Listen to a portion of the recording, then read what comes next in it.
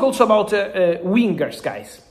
Wingers, because the questions are again on Morgan Rogers. I keep mentioning Morgan Rogers as the number 1, 2 and 3 target for Arsenal. They want to go for him. They made very good progress on player side. So Arsenal are working hard on a deal to sign Morgan Rogers from Aston Villa. They are in conversations. They are in negotiations. The deal is absolutely on. So Morgan Rogers to Arsenal is a really concrete story on player side. Then there is the club-to-club side, and obviously it's going to take some time before we know how the negotiations will progress, how much Arsenal will offer, how much Aston Villa want. It's still early stages between clubs, but it's advancing on player side. There is no doubt. He's the player wanted by Mikel Arteta. He's the player seen as the top target, so they are ready to make a big investment on Morgan Rogers. The player is also very tempted about this possibility to go to Arsenal.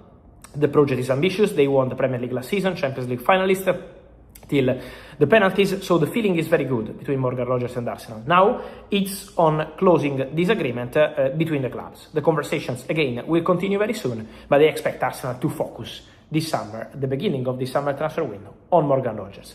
Many of you asking me, more than Barcola? At the moment, more than Barcola, in the sense that Bradley Barcola is on Arsenal shortlist, for sure, is one of the wingers appreciated, but Bradley Barcola is also in the list at Liverpool. And Liverpool keep close eye to the situation of Bradley Barcola. They like the player. He's one of the names that was in the shortlist already in 2025 and remains in the shortlist for 2026. So the feeling on this story is absolutely open at the moment, depending also on what Paris Saint-Germain want to do. What I can say on Barcola, based on all the rumors saying Barcola will stay at Paris Saint-Germain and Barcola will not go anywhere, it's important to clarify that at the moment, my understanding is that the negotiations between PSG and Barcola over new contract are completely on standby. So PSG and Barcola are not advancing on a new deal, and this is why his situation remains one to watch in this summer transfer window, according to my information. Let's see what's going to happen in terms of valuation, what happens with Liverpool, what happens with Arsenal, and eventually with more clubs. Just to clarify something also, guys, on the situation of two cases. The first one is the one of Enzo Maresca. Many of you telling me it's true that there is a compensation agreed, Chelsea, Man City. There is no doubt on this one, guys. Enzo Maresca is the new Manchester City manager since 1 month ago. Since the day Pep Guardiola said goodbye, Man City closed everything with Enzo Maresca. The documents are already completed. The contract is going to be valid for the next 3 years. Enzo Maresca is fully involved in all the transfer plans made this summer. So Enzo Maresca is involved about the strategy on exits, the strategy on incomings, the new contracts. Maresca was involved when it was time to proceed with the new contract for Joško Gvardiol, for Jeremy Doku, and give his approval. So Maresca is 100% the new Man City coach, and there is no doubt on that, on a 3-year contract. Then, also important to clarify the situation of Cody Gakpo.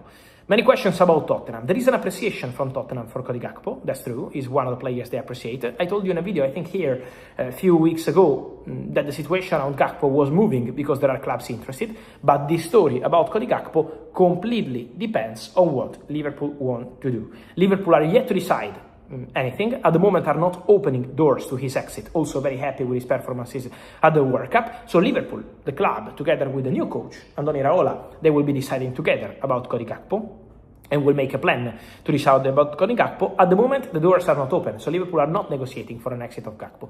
There is interest from Tottenham, but waiting to understand what Liverpool will decide to do for the Dutch winger. Then, important to close on Nico Schlotterbeck.